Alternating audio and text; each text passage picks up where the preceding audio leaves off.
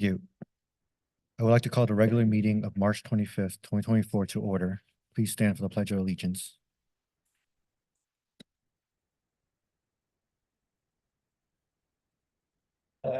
United States and to the republic for which it stands, one nation, under God, indivisible. For all.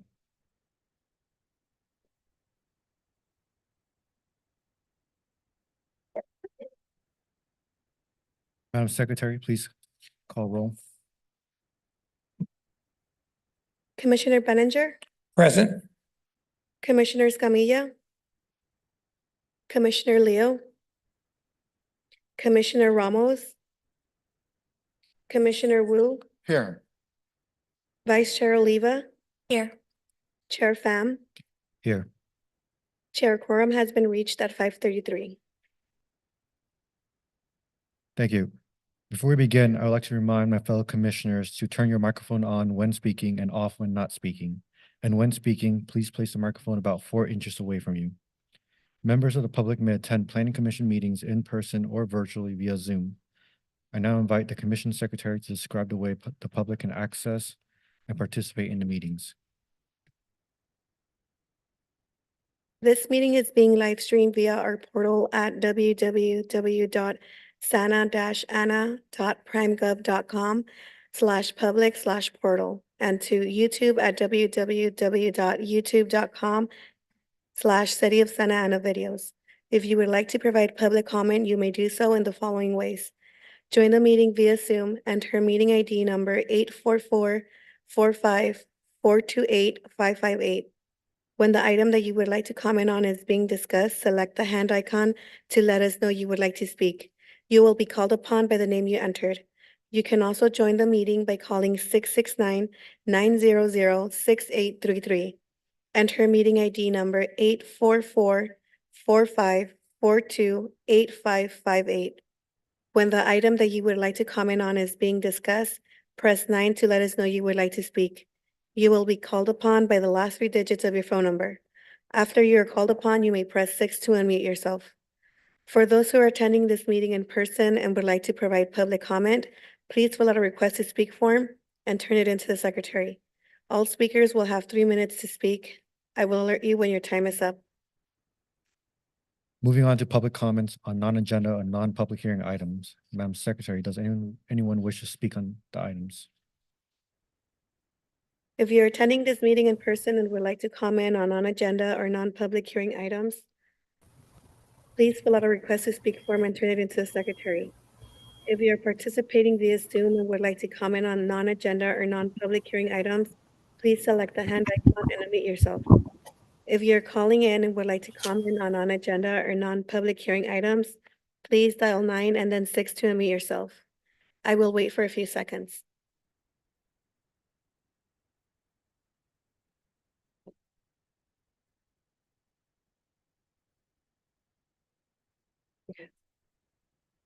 Chair, we do not have any speakers. Thank you. Move on to the consent calendar. Is there a motion to approve item A, minutes from March 11th, and item B, excuse absences? I make a motion to approve. I second. We have a motion by Commissioner Benninger and a second by Commissioner Wu. Madam Secretary, please call roll. Commissioner Benninger, Aye. Commissioner Escamilla, Commissioner Leo, Commissioner Ramos, Vice Chair Oliva. Aye. Commissioner Wu, Aye. Chair Pham. Aye. Motion approved by majority vote with Commissioner Escamilla, Commissioner Leo, and Commissioner Ramos absent. That concludes the consent calendar items. Moving on to the public hearing. I will now review the process for the public hearing so that everyone knows what to expect. Staff will provide a presentation and answer questions from the commission. The public hearing will then be open. The applicant will then be given the opportunity to speak, limited to 15 minutes. Members of the public will then be given the opportunity to comment, limited to 3 minutes. The applicant will then be given the opportunity to respond to comments made by the public, limited to 5 minutes. The public hearing will then be closed. Discussion will return to the commission with formal action taken to approve, deny, or continue review of the application. Please consider the following suggestions when organizing your comments. Please state your name and address, which is voluntary. State whether you support, oppose, or are neutral to the proposal. Your statement should include all pertinent facts within your knowledge. Please note, the decision on this matter is final unless appealed within 10 days by any interested individual or party. Recommendations on this item will then be forwarded to the city council at a later date for final determination.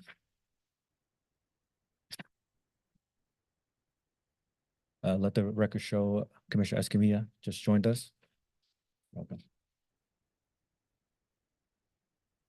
This is the time and place for site plan review number 2024-01 and tentative track map number 2024-01 for the properties located at 101, 111, 115, and 121 North Harbor Boulevard at 3709 and 3729 West First Street and 114 North Figueroa Street, located within the Transit Node South District of the Harbor Mixed-Use Transit Corridor Specific Plan. Before we begin, do any of the commissioners have anything they wish to disclose with regard to this item? Seeing none, Jerry will now provide a brief presentation. Jerry. Good evening, Chairman and Commissioners. This is a request by Premier Incorporated, the applicant and the property owner.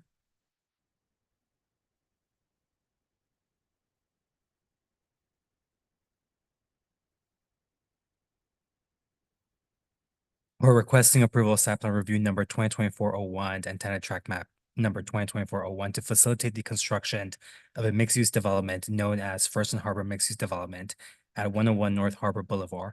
Staff is recommending that the Plan Commission adopt a resolution approving site plan review number 2024-01 as conditioned and adopt a resolution approving tentative track map number 2024-01 as conditioned. The project site is located at the northeast corner of First and Harbor Boulevard, and it is approximately 1.56 acres in size and has been vacant for quite some time now. The site is surrounded by commercial uses to the north, east and south, and west, and residential uses to the east.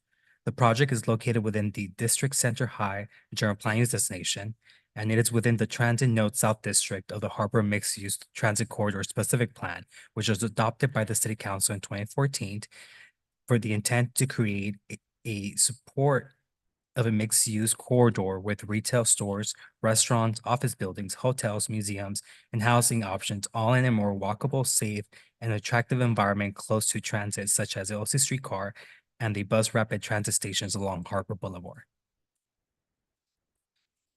The project consists of the construction of a 9-story mixed-use building consisting of 15,182 square feet of leasable commercial space, 1,845 square feet of leasing office space, 181 for-sale residential condominium units, 339 parking spaces, and 40,853 square feet of open space and amenities. Of the 181 units, 21 will be studio units, which are about 12% of the total units. 85 will be 1-bedroom units, which amounts to 47%. 55 will be 2-bedroom units, which amounts to 30%. And 20 will be 3-bedroom units, which amounts to about 11%. In addition, 10 of the 181 units will be affordable units at market rate income. This is the proposed site plan. The proposed commercial square footage is located on the ground floor along First Street and Harbor Boulevard, with parking behind the commercial area and 5 residential units along Figueroa Street. The commercial areas have been designed to accommodate a range of uses common within mixed-use structures, such as cafes with outdoor dining, small retail, and neighborhood service uses. Vehicular access to the site will be provided via a private drive aisle along the north property line, which will be accessible via a driveway on Harbor Boulevard and Figueroa Street. In addition, an additional driveway entrance will be available via Figueroa Street. The 2 drive aisles off of Figueroa Street will be restricted to left-right turns in and right turns out only. These entrances will grant access to the ground level parking, 2 subterranean parking levels, and 1 above grade parking level on the 2nd floor. The private drive aisle will also function as a service lane for trash services and emergency vehicles. This is a floor plan of the 3rd floor, which contains a 13,529 square foot courtyard in the middle that will serve as the open space for the residents, but it will also be open to the general public during business hours and has been designed to contain outdoor tables, chairs, patio covers, and open turf areas. Levels 3 to 9 are identical in terms of the residential unit placement, with minor changes to the interior common areas, which include a wellness center and locker rooms in the 3rd floor, game rooms in the 4th floor, office and study rooms in the 5th floor, theater and gaming rooms in the 6th and 7th floor, and a library in the 8th floor. This is a floor plan on the 9th level, which will include a rooftop deck with a pool and spa and pool furniture and a cafe and bar lounge area. This is a rendering of the building from the corner of Harbor Boulevard and First Street. As mentioned, the building is a 9 stories in height and will include 2 subterranean parking levels. The building has been designed as a contemporary building with gray and white stucco, faux wood accent cladding, stone, brick, and aluminum storefronts. In addition to the common open space, each unit has its own private balcony, which range in sizes. This is a rendering of the corner of First Street and Figueroa Street. This view is from Figueroa Street. As mentioned, 5 residential units will have direct sidewalk access off of Figueroa Street and have been designed as townhomes units to enhance the pedestrian activity, but also to reduce the massing of the building to ensure compatible character, preservation, and privacy of the adjacent lower intensity residential neighborhood, and a transition to a more intense urban environment as envisioned by the Harbor Specific Plan. Additional step backs are provided at the 3rd, 5th, and 8th floors to reduce the massing of the building along Figueroa Street. This is another view of Figueroa Street. This is a rendering of the courtyard. And then this is a rendering of the rooftop deck, which will include a pool and a spa. In terms of project analysis, the project will provide diverse housing options for people looking to enter the housing market. The project will provide 10 on-site affordable housing units at moderate income, which complies with Section 41-1904A of the Santa Ana Municipal Code. The commercial areas have been designed to accommodate a range of uses common with mixed-use structures. The project features durable and high-quality architectural materials such as gray stucco, faux accent cladding, stone and brick, and aluminum storefronts. In addition, the project does provide more than what the required open space is per the specific planned area, which they're proposing a total of 4,853 square feet of open space and amenities, which includes an 18,000 square foot private open space in the form of private patios, a 13,000 square foot central courtyard, which I mentioned earlier, a rooftop deck, a racquetball courtyard in the subterranean levels, and additional amenities throughout each floor, like I mentioned, the wellness center, game rooms, offices, private theaters, and a library. The project is providing more parking than required by the Harbor Specific Plan. A parking management plan was prepared for the project to ensure adequate parking is being provided and managed properly for all project residents, tenants, employees, and guests. The parking management plan also provides how parking spaces shall be assigned, how gates will be managed, and how accesses for residents, employees, and the public will be provided.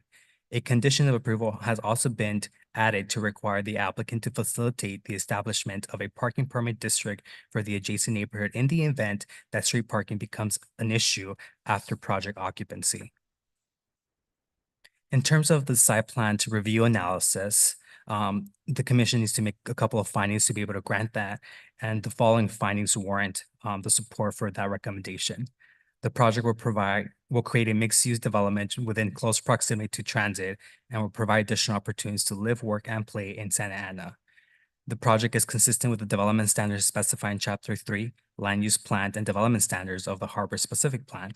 The project is consistent with the design standards as specified in Chapter 6, Design Guidelines of the Harbor Specific Plan. The project site and building massing has been designed to include step backs and townhome-like residential units along the east property line to ensure compatible character, preservation, and privacy of the adjacent lower intensity residential neighborhood. Vehicular access to the development has been designed to minimize impacts to Harbor Boulevard, First Street, and Figueroa Street. In terms of the tentative track map analysis, the following findings warrant the recommendation being made by staff.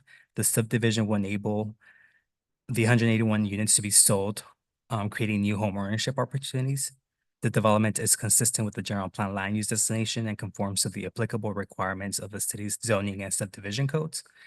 The development site is suitable for the type and density of the development and will not cause substantial environmental damage or substantially and avoidably injuries to fish or wildlife of their habitat. The development would not cause serious public health problems. The development would not conflict with easements necessary for public access through or use of private property within the proposed project. The project will conduct the following offsite improvements, which have been included as part of the project plan. Street dedications to widen Harbor Boulevard and First Street, new sidewalks along Harbor Boulevard, First Street, and Figueroa Street, which will include landscaping and street furniture, a build out at First and Figueroa Street to enhance pedestrian safety, as well as water and sewer improvements. In terms of the fiscal and economic impact analysis of the project will generate property tax revenue for the city at approximately 162,433, 123,207 annually in property tax and lieu vehicle licenses fee revenue, approximately 55,000 in sales tax revenue by the residential population, about 3,000 by the employee population, and 48,000 by the commercial development annually. After completion, the project will maintain approximately 50 jobs, net positive fiscal impact to the city general fund of 48,000 annually. In terms of the California Environmental Quality Act, in accordance with such act, the project is within the scope of the 2014 Harbor Boulevard Mixed Use Transit Corridor Specific Plan Environmental Impact Report that was prepared. The environmental impact report that was prepared for the harbor specific plan anticipated potential development up to 4,623 dwelling units and about 2 million square feet of commercial area. The EAR concluded that there will be significant and unavoidable impacts associated with air quality, and mitigation measures were developed and recorded through an improved mitigation monitoring and reporting program. In accordance with the MMRP, the applicant conducted technical studies, including a traffic and vehicle mile travel analysis. Based on such studies, there is no new information of substantial importance, and there are new environmental impacts or mitigation measures needed for this project. Applicable mitigation measures applied to the previously prepared 2014 environmental impact report will be applied to this project, and a notice of determination will be filed for this project. With that, staff is recommending that the Plan Commission adopt a resolution approving site plan review number 2024-01 as conditioned, and adopt a resolution approving tenant track map number 2024-01 as conditioned. I'm available to answer any of your questions you may have. Thank you, Jerry. Commissioner Benninger, you have any Thank you. comments? This is a question I have for staff. As these projects go higher and higher, the Orange County Fire Authority, are they reviewing these plans and agreeing that they have equipment to fight any fires there? Commissioner Benjamin, that is correct. So as part of the development project review process, the Orange County Fire Authority does review all of our projects. Okay, because I know at one time I asked that question of it, and they said, well, they have the best anti-fire, non-vulnerable stuff in them. And my daughter thought the same way when she moved into a unit in New York City, and come to find out that the planters on the roof were flammable. And someone threw a cigarette in it, and here they are, not even in there 2 weeks, and they have a fire on the roof. Now, fortunately, Brooklyn Fire Department could handle it. They were prepared for it, but she woke up to seeing a ladder go up the side of her building to fight the fire. So I hope these are being reviewed by them right now. Okay. All right. I think it's a great project. I don't know if this is a question for you or the developer, but the 1.8 parking spots, is that's not bundled, is it? That's truly parking for the residents? That is correct. So they're providing 339 parking spaces Okay. for the residents as well as the tenants.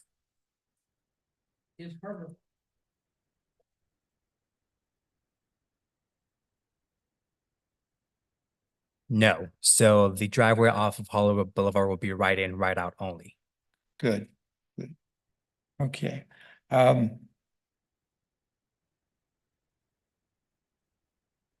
Yeah, I think I'm all set right now. Thank you. Commissioner Escamilla. All right. Well, thank you for that. Yes, Carl, I'm thinking it's a good project and a good site so far from what I'm seeing. Just a few items. I guess, first one for staff. I still don't think the Bravo line is really cool, but I don't think it's true BRT. You know, it's not a dedicated bus lane, but I do appreciate the plug for BRT on Harbor. The only thing that I saw, I guess, from the renderings, I'm wondering what we can do on the palms. So right now they're indicating palm trees. I'm not sure if those are it. So I do believe that a palm tree is not a tree, but a grass. You know, again, no secondary growth on these trunks. So I don't know if those are actually counting towards the requirements for trees around the landscaping area. I would prefer some other more pedestrian friendly kind of canopy tree. If they have both, totally cool, but I would definitely want to base some sort of canopy tree out there if at all possible. And encourage the applicant to look into and incorporate any sort of native plantings. So anything that includes, you know, habitat for wildlife, butterflies, so our monarch population, all that. I think it does add a nice little touch to the landscaping if that can be incorporated. Let's see, there was, yeah, I guess if we can go to the corner section. So I guess I'm just seeing that this maybe as a missed opportunity here. I do think that that prominent corner, it kind of just reads a little more bland. I know that there's probably an elevator corridor there to the left where we're seeing kind of that straight vertical line, but I don't know if there is anything we can do with kind of popping out that corner a little bit more or just having something kind of emphasize it. I do think it's going to be a kind of major focal point and point of interest. I do think it does read as kind of plain. I know we're pretty limited as to what we can ask, but if there is anything that the applicant is willing to do to kind of highlight that corner treatment a little bit more, I think that is also a missing opportunity, and I leave it to staff to figure that out with the applicant. But at least from the site design, I was initially worried, thinking that the right-hand turn was much closer to Harbor and First, but I do like how both the townhouses and the entryways are incorporated as right-hand turn lanes. So I think that's really well done. And since we're still with staff questions and comments, I'm wondering what amount or what gross costs were used in estimating the net cost to the city? So I know we were provided all the property tax information and the anticipated retail tax. But what was used as far as the cost estimate to deduct from that? So that's completely missing. I'm just kind of curious as to how we estimate that. I don't necessarily think it's needed for this presentation, but I do like how that was all listed out. I just think that that might be the missing component on that particular slide. And let's see. So with the overall EIR, with the harbor specific plan going up to 4,623 units, do we have a kind of estimated count as to how many units we have left? I know we've been building pretty heavily there, but I guess that's the quick question for staff, and it sounds like you got it. I'll try to answer your first question Oh, sorry. regarding the landscape. Yeah, sorry, man. know. The plans shown today are conceptual landscape plans, so they still have not gone through our technical reviews. So as part of the plan check process, we'll go ahead and ensure to the review those landscape plans in accordance to the harbor specific plan, as well as any public works requirements and the water efficiency landscape ordinance. So I don't foresee any issues with regards to that. Your second question regarding the enhancement of the corner intersection. As part of the conditions of approval, we have asked the applicant to provide a public art program. So through art or other mechanisms of forms of art, they could potentially further enhance that corner. But I'll let the applicant further elaborate on that. In terms of the specific plant and the cap, you are correct. The environmental impact report did analyze up to 4,600 units. And out of that amount, I believe after we reach 2,000 units, we need to come back to this body as well as council to get additional approval on that. As of to date, 770 units have been built. So we're still underneath that cap. Okay, no, perfect. And I guess just from the initial visual, will this be a steel construction? Because I don't think we've had something this tall on this corridor at this point. Will this likely be steel construction at this point? I believe it is, but I'll defer that question to the applicant. Okay, and that's all I had. Thank you. Commissioner Wu. I want to thank staff for doing a good review, and I was studying the harbor corridor and some of the other apartment and townhomes that were built on harbor, and the comments that we have heard during the public hearing process for those. A lot of problems that we heard coming from us on the planning commission didn't seem to materialize. So I kind of think that the process that staff uses to kind of work with the developer and serving on our behalf in the community, try to anticipate a lot of um, anticipate some of those things. We have a major arterial there, but the traffic does not enter off of there. The residents of those apartment houses up and down Harbor don't seem to be disruptive of the traffic flow that is already there. And it seems like mostly people, they go home and they vegetate, you know. But we also have enough amenity, and this particular project seem to have ample open space and amenities to kind of do that. So I would prefer leaving it to developer as to the kind of trees that they want, you know, based on, you know, economy and environmental friendly and those kind of things. Other than that, I don't see a particular problem. I was a little worried about what would happen on Figueroa until I went on the street and kind of looked at it, and it seems like we anticipated some of the intrusion on neighborhood.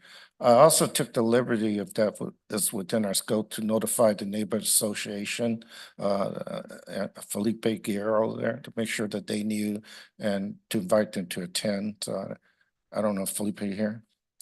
No? Okay. I just want to make sure that they had a chance to participate. My question is along the community benefit agreement. Was there one done for this, since they're going to be retail too, in terms of preferences for youth jobs, since it's going to be retail? So as part of the project review process, Commissioner, will we ask for a fiscal and economic impact analysis? Mm. So based on those findings, that's kind of what I highlighted on slide number 22. But community servicing analysis, that's usually kind of required for larger projects that are going to be demolishing an existing community service. And I kind of figured you did. I just want to reiterate for the public record. With the net positive fiscal impact on the city's general fund, has council earmarked no, they have not yet, huh? Okay. So we have to go through the budget process to kind of.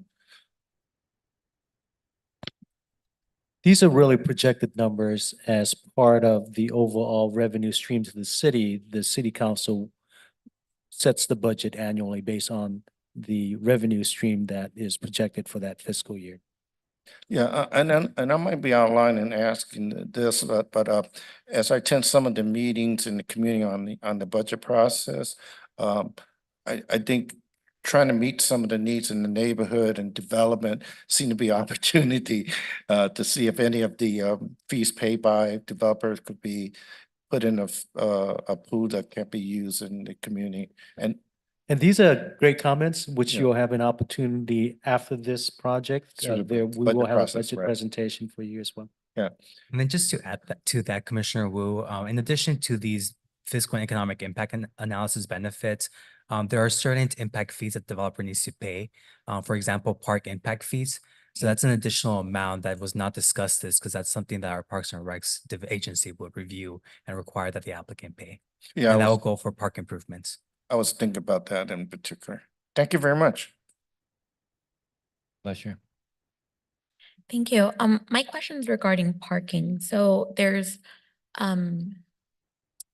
they're estimating that in case that there would need to be permit parking, they would start implementing that. Have we seen the need for permit parking at the current developments that have been coming up on Harbor?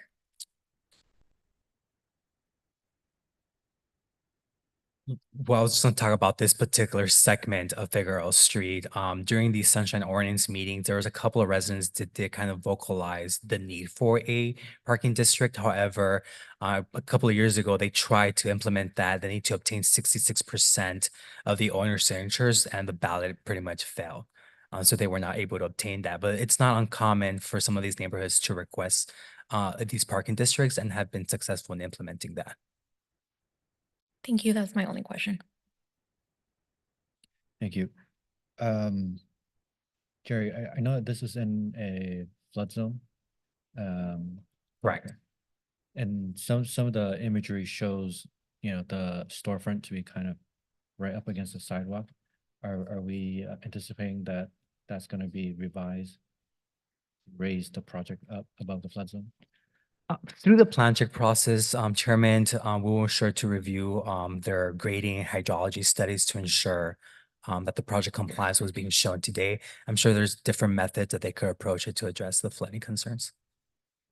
And I think my one concern is Figueroa Street.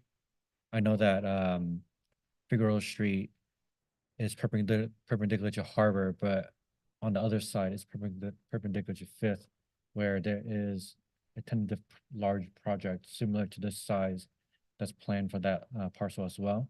Do we anticipate Figueroa being used essentially as a second harbor for those two projects, relieving the pressure of the traffic up and down north and south?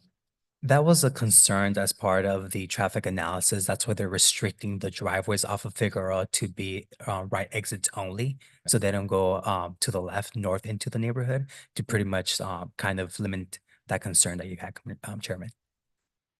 Yeah, because right, it's essentially residential, single family and duplexes right up against Figueroa and, kids up and down. So that's a concern of mine. And other than that, the programming is pretty robust in terms of all the open space and then the programming that is in the project. Is that something that is voluntary, or is it part of our development standards? So as part of the specific plan, applicants are required to provide 15% of the total lot size for open space. The applicant is providing that and more. And that's kind of part of like their marketing scheme, right? In order to be able to sell these units, they have to provide these amenities. So they're going beyond. And I think a lot of the amenities that they're proposing are pretty much comparable to other projects we've seen in the past. But since I've been here, I think this is probably one of the projects that has a lot more amenities that other ones do. Thank you. Commissioner Will, go ahead. I was wondering if staff could highlight any energy efficiency features that the developer is incorporating or energy savings. So as part of the environmental impact report, all appliances need to be full electric. In addition to that, they are proposing to have electric charging vehicle stations per the California Building Code requirements. So as part of the development project review process, the various agencies look into that and to ensure that the project is compliant with up-to-date energy efficiency requirements. So like the windows and electric. Solar saving. panels, correct, yes. Thank you. Do any of the commissioners, Commissioner Benninger? Yes, going back to your slide in your presentation, one thing I didn't understand was you said there's going to be $123,000 in property taxes in lieu of vehicle. I didn't understand where the vehicle comes in, and I understand property taxes, but I don't understand in lieu of vehicle tax. Commissioner, I'll defer that to the applicant. My understanding is that fee comes from vehicle registration, but I'm not too certain on that. Commissioner Escamilla? Yeah, no, I think, do we have economic development staff that can answer that? I know the VLF is a weird one. No.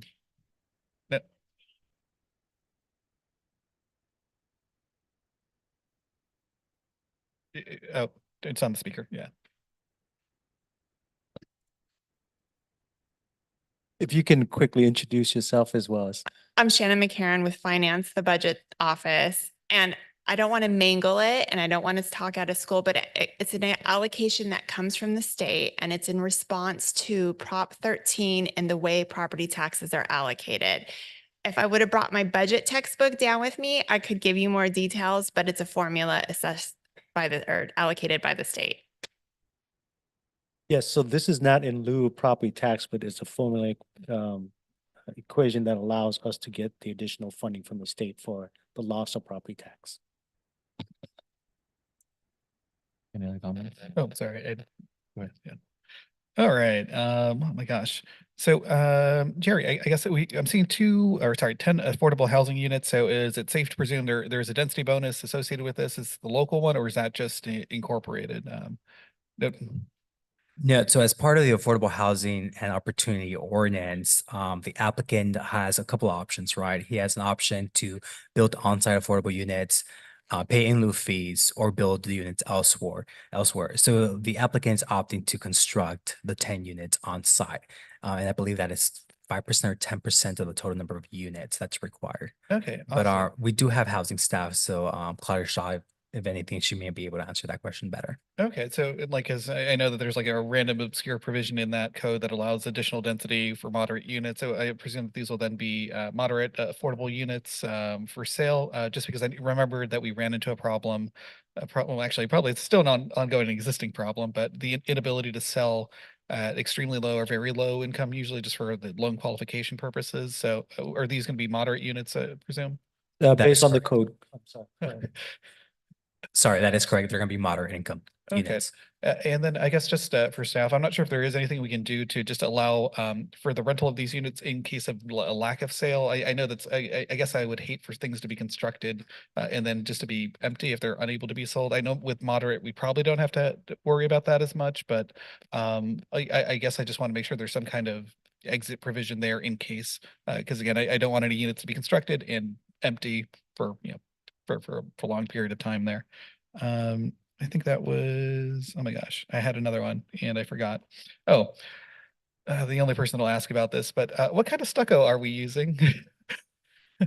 Only because I do prefer any finer grain stucco if at all possible. So I think it does look better over time. It doesn't collect as much dust. It looks better in the light. It's really small, but it does make an impact on the project. But I don't know if that's anything we can hold them to or will come up in design review. It's definitely a smooth stucco, but through the plan check process, we'll make sure we get the correct smooth level on you for that, Commissioner. Thank you.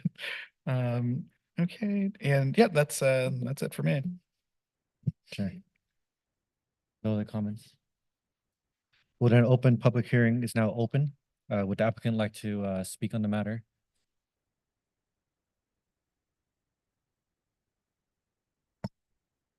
Good evening. My name is Howard Zalewski. I'm here representing Primure Development. Let me begin by thanking your staff. They've been, to say the least, fabulous to work with. Jerry, Min, and Ali's been with this project since 2017. So they've been absolutely great to work with. This is not an easy site to develop, as you might know. And I think Jerry mentioned, one of the reasons why it's been so difficult is that there's a public easement that goes across the property east to west, and it's been challenging, to say the least. The property owner before Mr. Zhang owned the site, I think he tried for 10, 15 years to have something developed on the property and was not successful. Jerry did a really good job of outlining the project. We think beyond meeting the specific plan, which was our intent, the staff encouraged us to dream a little bit bigger than the project that was approved in 2018. And we did that. And we think some of the benefits to the community are beyond what the specific plan envisioned. He mentioned we are widening Harbor, we are widening First Street. The utilities will be undergrounded. It's, Harbor and First is a very important corner in the city and in the county for that matter. And we're hoping this stimulates development further north of us as well, because it would be nice to have this cleaned up finally. It's been kind of an attractive nuisance over the years. Jerry mentioned that we're providing more than the required open space, and the community open space, I think, is going to be a big benefit to the neighbors surrounding the site. We were very cognizant of Figueroa and the parking situation that occurs there. So we're providing more than the code required parking. And if the city and the folks there want permit parking, we're happy to help. We've told them that. That was back in 2017. We were telling them that, look, if you can get the signatures, we're supportive of permit parking as well. I wanted to talk to some of, if you don't mind we agree with your comments. We'll, you know, if there's a special type of tree that the staff would like to see, we're 100% in favor of that. I like your comment about anchoring First and Harbor and doing something maybe a little bit more special. That's not an issue for us. Someone mentioned Felipe, I think it was you, Commissioner Wu. We did have 2 neighborhood meetings, and I've been to a lot of neighborhood meetings in my career. It was really kind of a little bit of a love fest. Everybody was supportive. People want to see change. I don't want to speak for Felipe, but at the meeting, he was very supportive of, and sometimes the lack of people showing up against is the best indication. Did I miss any questions that you had earlier?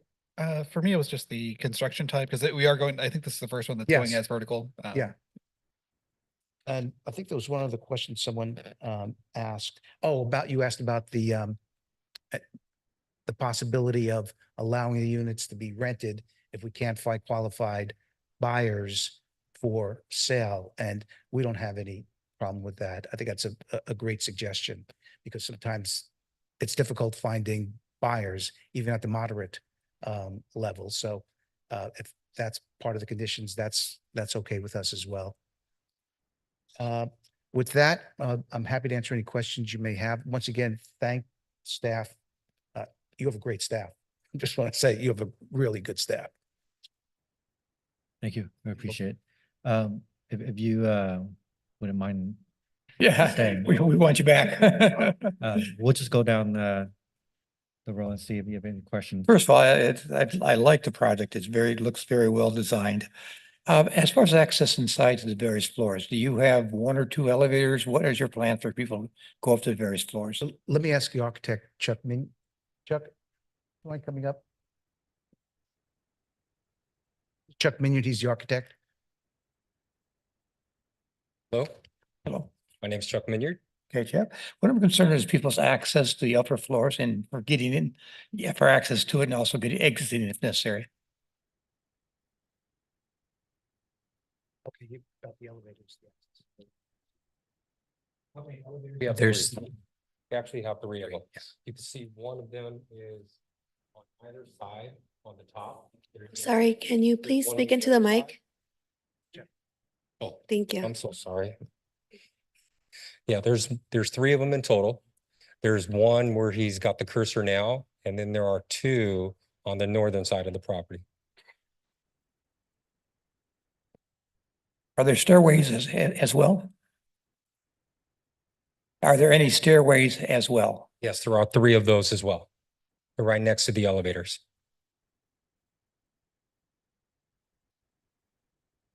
Shopping in the area for groceries. I don't know if you're planning a grocery store inside or is there one nearby walking distance? Yeah, there's one across the street, and I think that our team is looking at putting together a market on somewhere in the retail center. Very good. Thank you.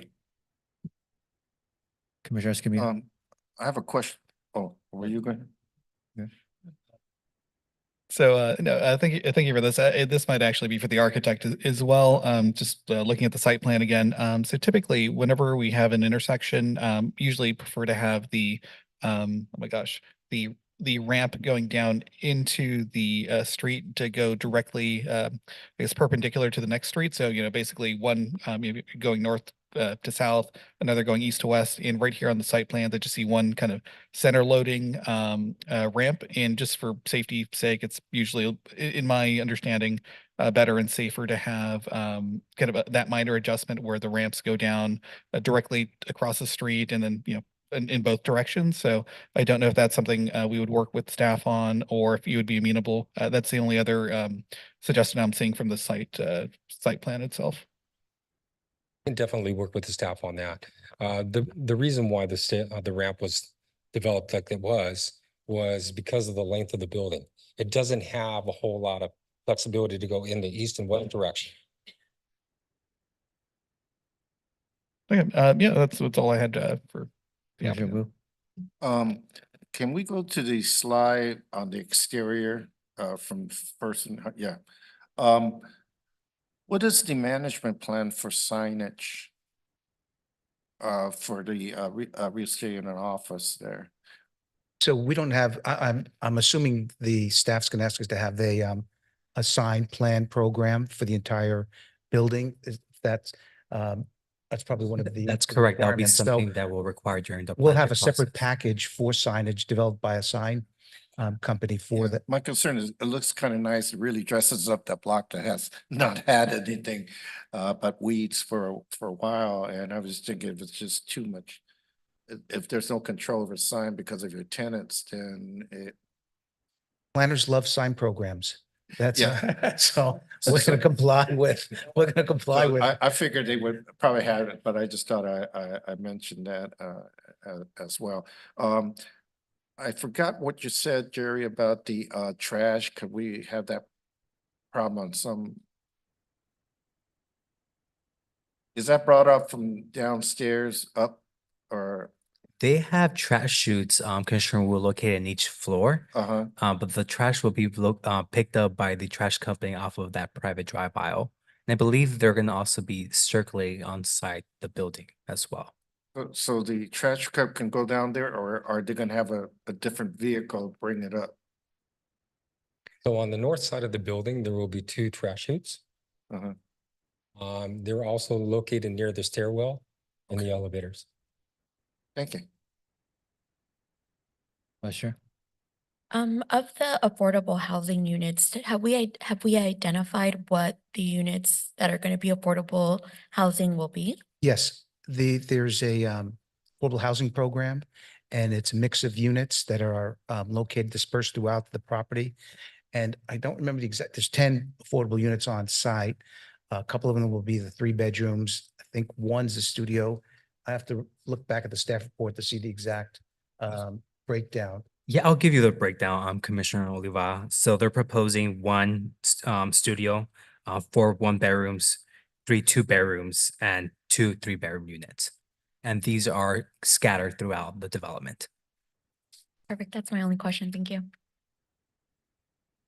Some, I'm sure you've been on site, and, you know, the project exists, in the context of multiple other residential and commercial projects. You know, particularly this intersection, there is,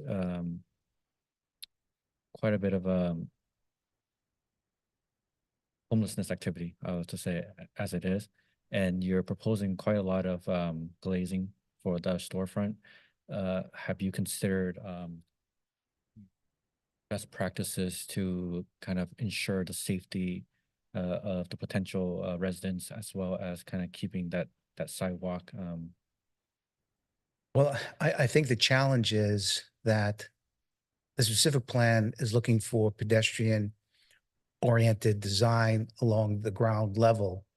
And part of that is, you know, creating the sense with clear glass as opposed to closed in panels. Right. But I understand your point. I'm not 100% certain how to reconcile the two of removing the glass along the, you're talking about on the No, ground level? I'm not suggesting to remove it. Oh. I'm just curious, how you plan to kind of address the existing site conditions.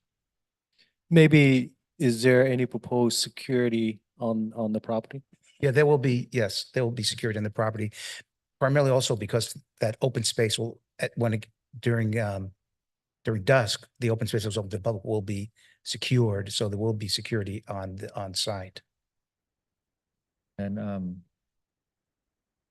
you know, I really do appreciate kind of the above and beyond programming of the public spaces and, you know, racquetball, library, things like that. I would, in terms of the site plan, I would hope that down the road, if the project were to be constructed, that special care is given to the storefront and the actual public right of way, maybe some active programming of activities and the selection of tenants so that, you know, we can activate that corner, not just as an aesthetic, but actually lively activities. That's my hope. for. Yeah, it's also one of those challenges, because we wanted to provide neighborhood serving uses as opposed to more region, it's not regional serving uses. So there's a balance there that we're gonna have to work with our folks on achieving that. But I think we have the similar goals Right. of activating it, but not activating it too much that it disturbs the neighborhood that surrounds it. So that's an ongoing process. That's not a one-time deal through the first series of tenants. That's for the life of the project. That's going to have to happen. And lastly, given how tall the project is and you're essentially almost maxing out the allowable height of the project, do you see a demand for a project of this size and a project of this density in the area? Yeah, we've done a couple of different studies just to validate the assumptions that we have. And everything that comes back, now that's today, it's a snapshot in time. You know, we don't know what the economy is going to be like, but we wouldn't be moving forward if we didn't think we could sell the units. Like I said, it's a snapshot in time. We don't know what happens, you know, when this is constructed. But we're confident right now that we can sell these units. There's a lot of demands, and this is a great location. Thank you. Commissioner Escamilla? And this actually might be more towards staff, guys. There was a question pertaining to retail aspect. I know that sometimes in other mixed use areas, we might be limited in what's allowable, but just in general, small commercial retail operations would be allowed as part of this, just to confirm. That's correct. As with other form-based code areas like Metro East and downtown, there's a curated list of uses that's permissible on the ground floor of these mixed-use buildings, and they're meant to be uses that activate the storefronts and don't lead to sort of quiet, dark spaces. Okay, and that was it. Thank you. Are there any other questions for the applicant? Thank you. Madam Secretary, have we received any written communications, or is there members of the public that would like to speak on the matter? We have not received public comment prior to the 3:30 PM deadline. If you are attending this meeting in person and would like to comment on this item, please fill out a request to speak form and turn it into the secretary.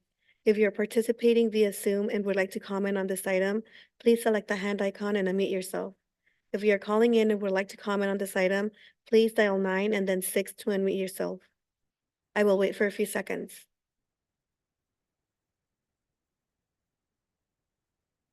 Chair, we do not have any speakers. Thank you. The public hearing is now closed. I'll bring it back to the commission.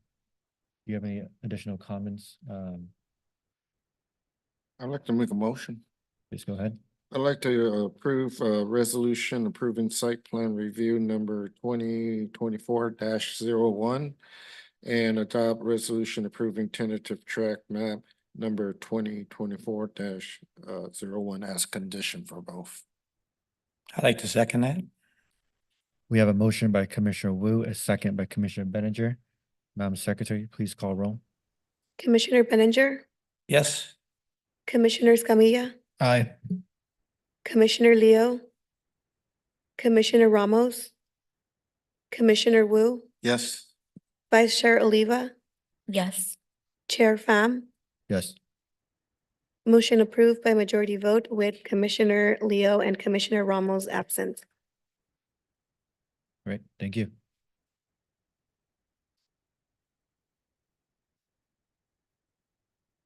Okay. That concludes the- Chair, I'm sorry, I have a personal, I have to go pick up a wife at the airport, so yeah. I'll be leaving here shortly. But as far as budget goes, I will see you guys Thursday at the Comlink meeting, so I'll have my chance. Thank you. Thank you, Commissioner Benninger. That concludes the business calendar, and we're moving on to the work study session.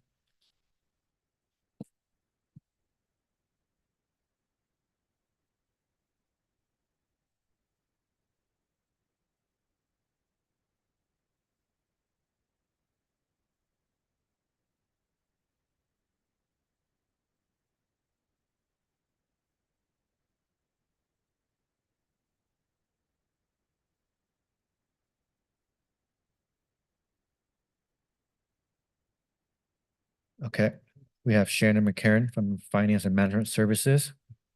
Shannon, whenever you're ready. Yeah, thank you. I'm going to start off showing a brief video kind of talking about our overall budget process, and then I'll take over after that's over and just briefly talk about what we're trying to achieve today and get some input from you in case you guys have any specific things you want to address with the upcoming fiscal year.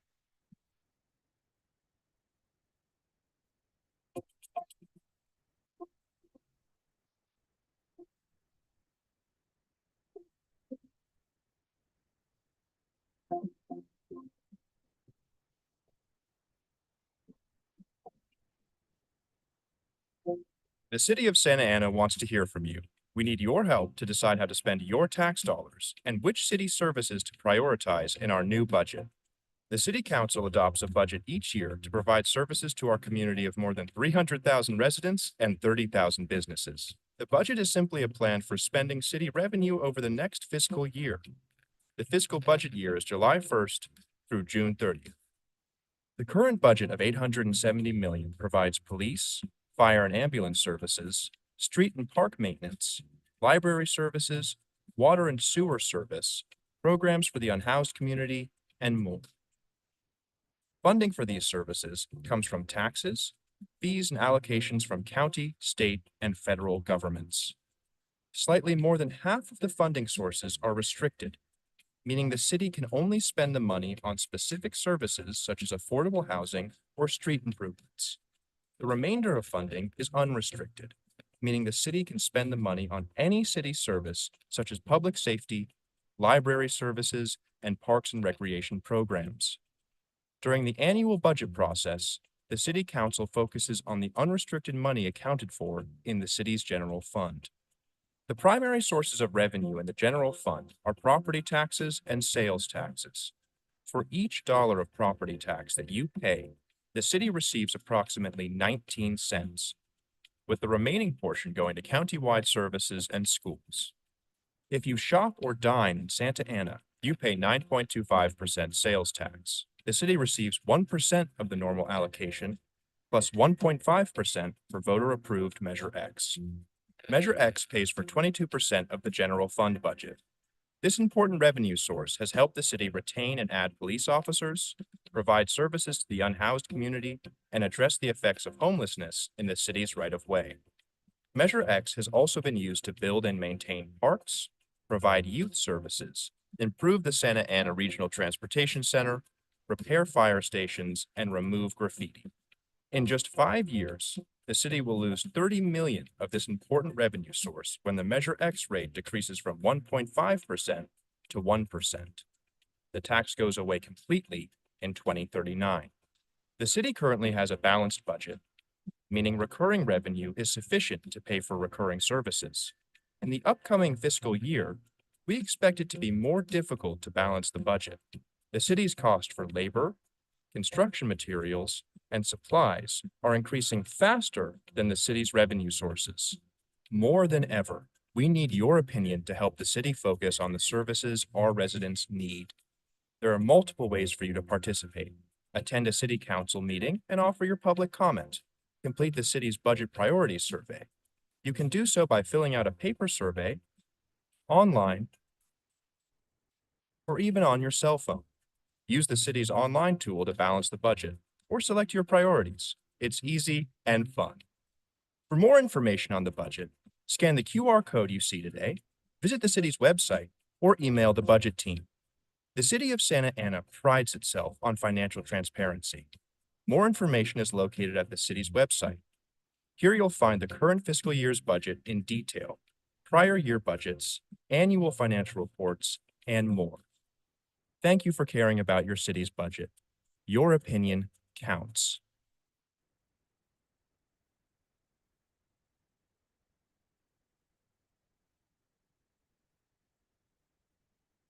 Okay, we're here today requesting your help with budget outreach. To get more folks to complete the annual budget survey is one of our simulation tools. So we have about 7 weeks to go in the survey collection period, and we've received about 1,300 responses. So we're far short of our goal. which is to get between 10 and 20,000 people before the survey closes on May 12th. So right now we're in what we call the listening tour phase, where we are conducting various community budget meetings and council wards. We're meeting with various neighborhood associations upon request. We're attending citywide events where we try to what's that? Where we attempt to bribe parents with goodies for their kids. So their kids can play with coloring books, play with bubbles, all while the parents are completing in the survey. So we're looking for recommendations on how to better get the word out, how to get more people involved in the process, as well as get you all to complete either the budget survey. I left you all with printed copies, or you can go and use one of our online tools as well. So what's going to happen is we will begin to share the community feedback with council at the first council meeting in May. We'll present it in summary form. So we'll take everything we've received up until that point and summarize it based on common themes we're hearing. I can tell you right now, I just looked at the latest survey roundup, and most of the responses are asking us to address homelessness, to address public safety issues. Those are the top two categories, which have been the same top two categories in the past 3 years. We're not seeing any kind of deviation from that this year. And then when the survey closes, the survey and the simulations tool close for input on May 12th. We'll then compile those responses, present it to council in summary form, as well as share with council the detail of all of the responses that we've received so far. So with that, my talking portion is done because the budget puts people to sleep really quickly. So I'm here to listen, take any recommendations and feedback with you. We've got Ann Doe, our senior analyst, here to help us document any questions or feedback you have for us.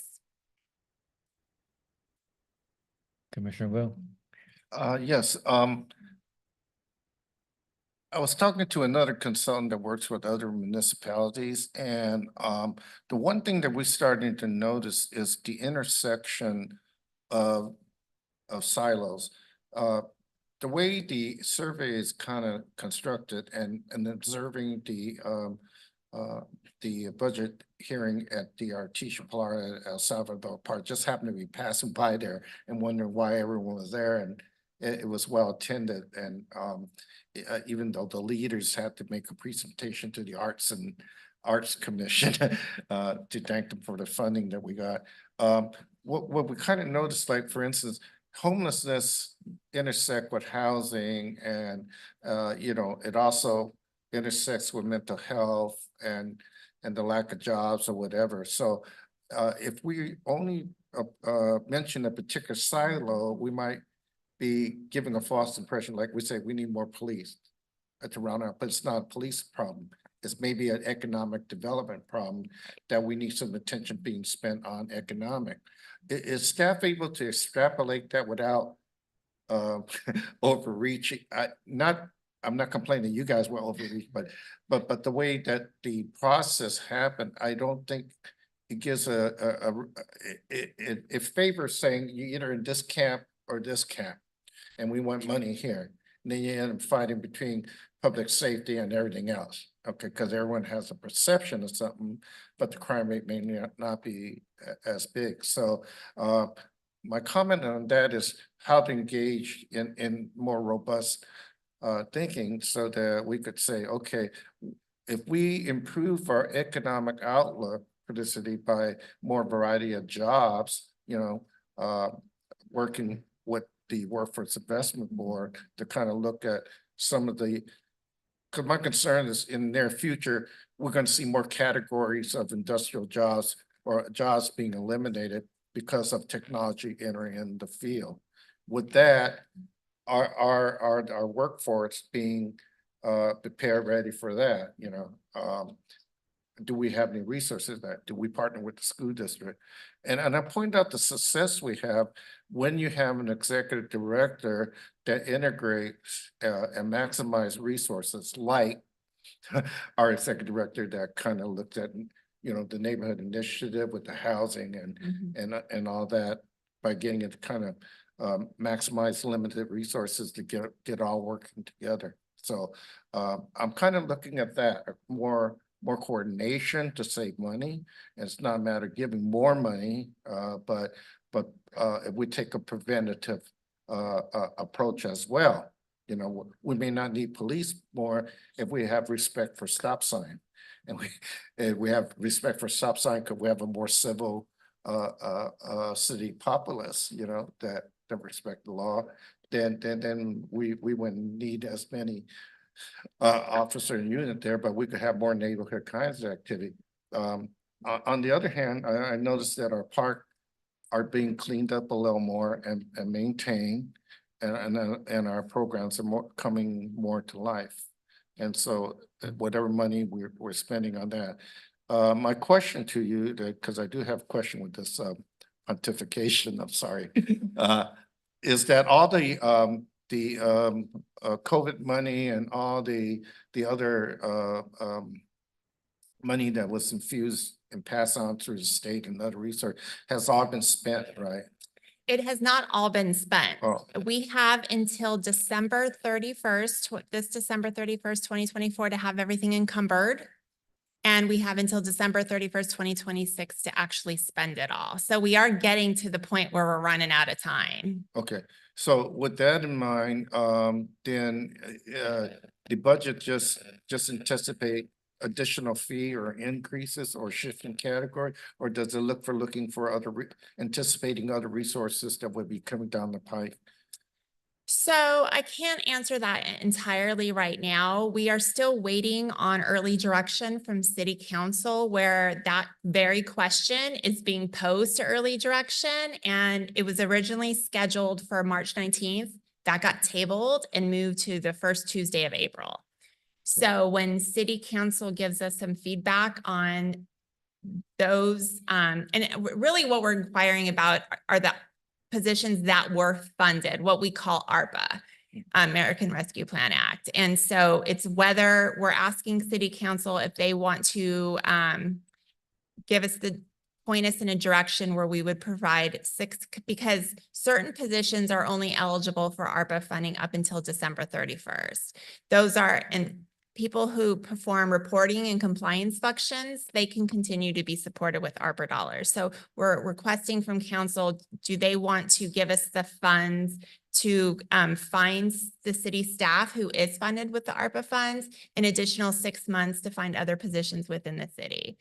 And so, and the other projects we're really using with the ARPA funds are capital and bigger in nature and tend to be more one-time expenses only. So those wouldn't have to be as absorbed within the operating budget. Is the positions in the planning department fully allocated, or? We have allocation for all the employees within the planning and building agency. Or it's a matter of filling vacancy if there is? That's vacancy? correct. Okay. Do you have any other needs out there? We communicate our annual budget request through our city manager's office, and we are in the process of doing that this week. Thank you. Or will it sound like you wanted to give our planning department a bonus or something? I don't play favoritism, but I like to ask the question. Vice Chair.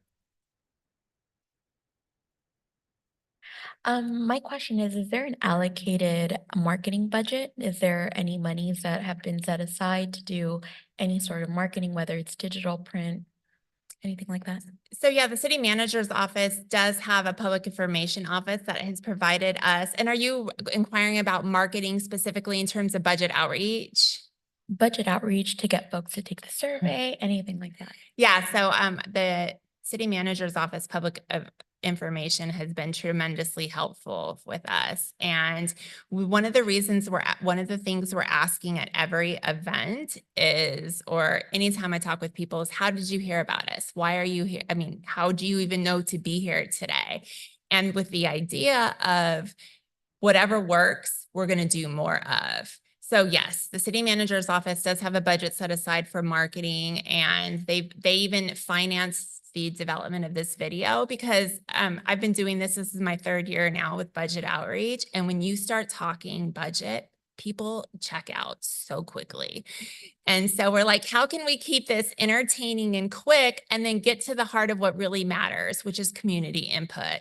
And so they helped us with this video. They've also helped post some things and things like that. So yes, there isn't a marketing budget. I cannot give you specifics as to what that is.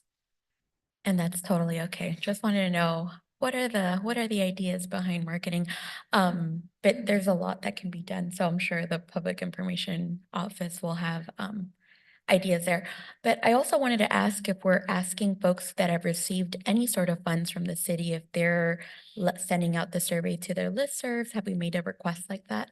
That's a really good idea. So I have reached out to area nonprofits, and I've even gone through like I've worked with CDA to help us all the the nonprofit grants they do to get those lists of nonprofits. Planning and building has been a huge resource for us. They've helped us get in contact with the neighborhood associations and other nonprofits as well. So we're reaching out to them in that way. We're also compiling a directory that says, hey, if you've ever attended a budget meeting or something like that, hey, it's a new year. Will you please participate? And I'm finding that it's slow, but it's more about developing the relationships with people so they know who budget is. And planning and building has been one of our biggest advocates in helping us kind of establish those connections. And we're hoping to do this year round, not just in budget season. So people are always thinking of us when it comes to these things. Great ideas. That's all I got. Commissioner Escamilla. Yeah, I guess, so I'm seeing this as 2 tracks. Number one, you're asking us for the just general, how do we get the word out? Definitely gonna, love all the ideas that the fellow commissioners have stated. I think, the targeted, oh my gosh, the geofence targeted digital ads are probably, pretty cost effective. I know, like, I think they still beat out even kind of direct mail, as far as, regular attention. So, the 3 language micro targeting within the city boundaries, I think is probably a pretty good step. Both Facebook, Instagram, everything else that we are still legally allowed to do. I don't know if you can advertise on TikTok or not. As far as the government agency goes, but really like because it is just the relatively younger user base that you wouldn't get with what is now a more boomerific Facebook profile. So just even seeing those kind of differences as far as who is targeted with the digital advertising, I would say take into consideration. Yeah, so I can tell you whenever we post on Instagram, and I am not an active social media user. So, but I can tell the direct correlation when Public Information puts out a post, and then the next morning I come in and I get all of the survey responses. Like, we submit, and it's usually in the 40s or 50s when that happens. Other days, it's like in the 10s and the 5s or the 1s and 2s. So yes, we can see it, and it's free too. So. Yeah, and I think since you are a government agency, I think you have, oh my gosh, unlimited Nextdoor privileges as well. So you can actually fully advertise to every single person within your city, directly. Right. So then that also is completely free, and you actually get prioritization on your postings as well. So that's definitely something to do. So that's where my mind goes on the advertising track. Though I don't know if you actually wanted comments from us on the budget overall, at least with the nexus on land use and the budget. I don't know if that's the appropriate space. I'm looking for a nod or not.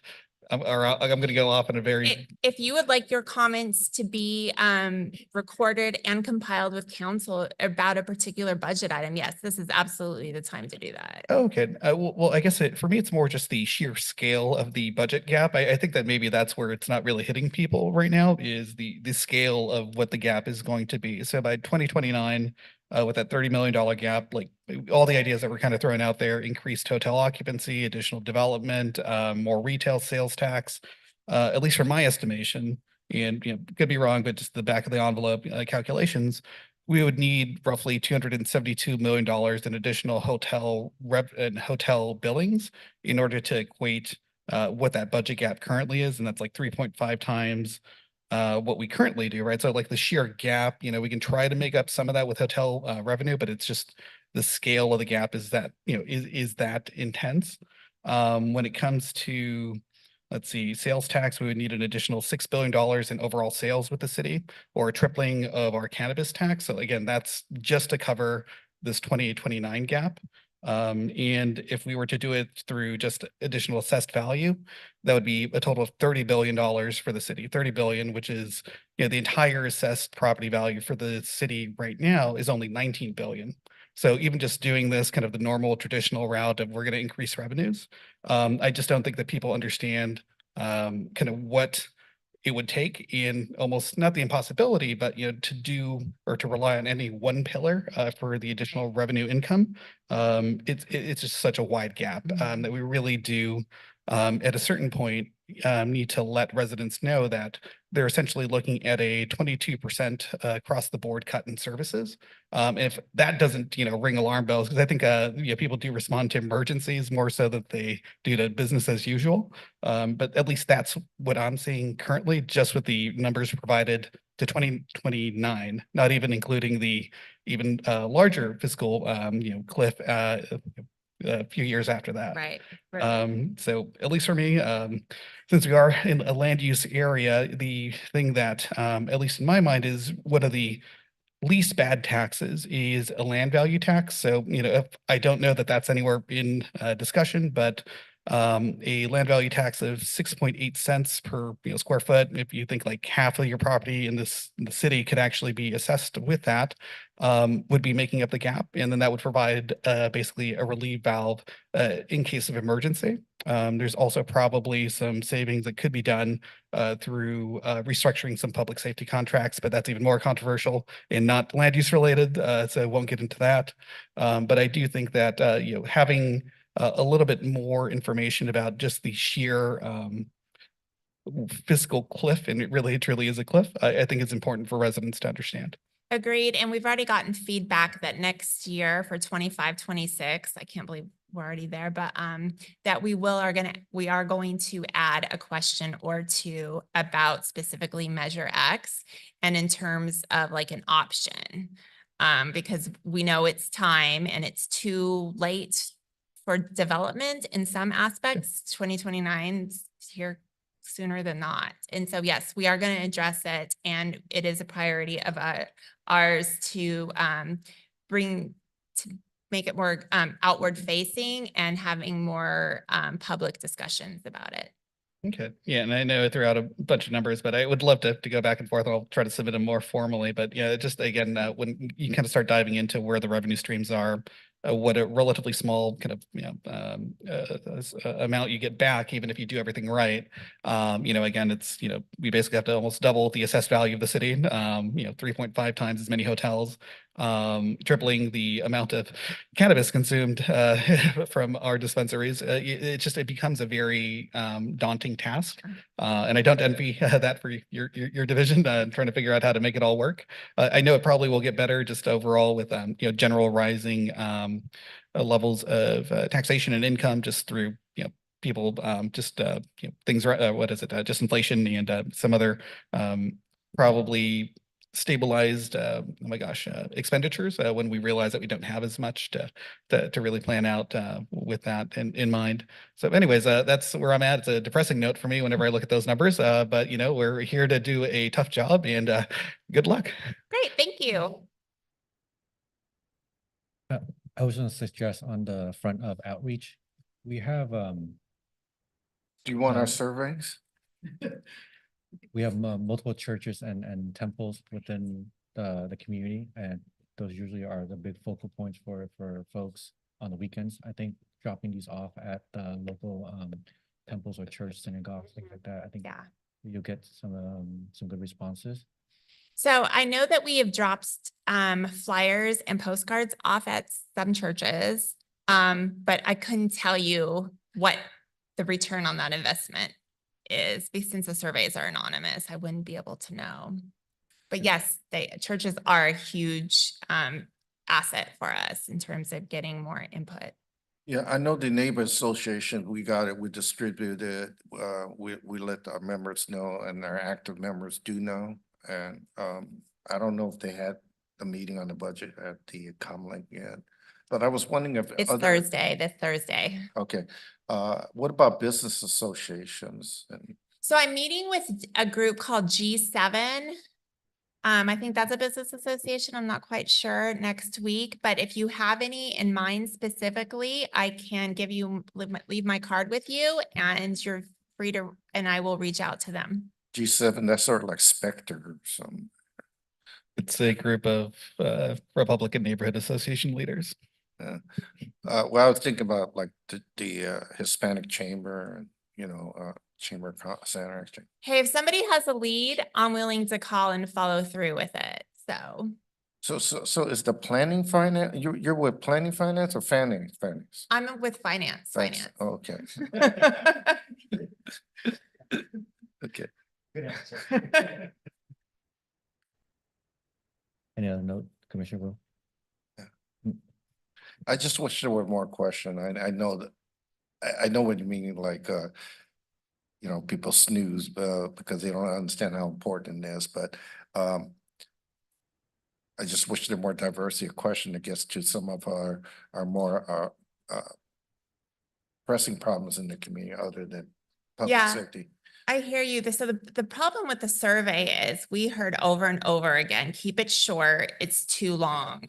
And so from year one, we asked a lot of questions. And so we got it down and now we're like, hey, it'll only take 4.5 minutes of your time and it's only 13 questions.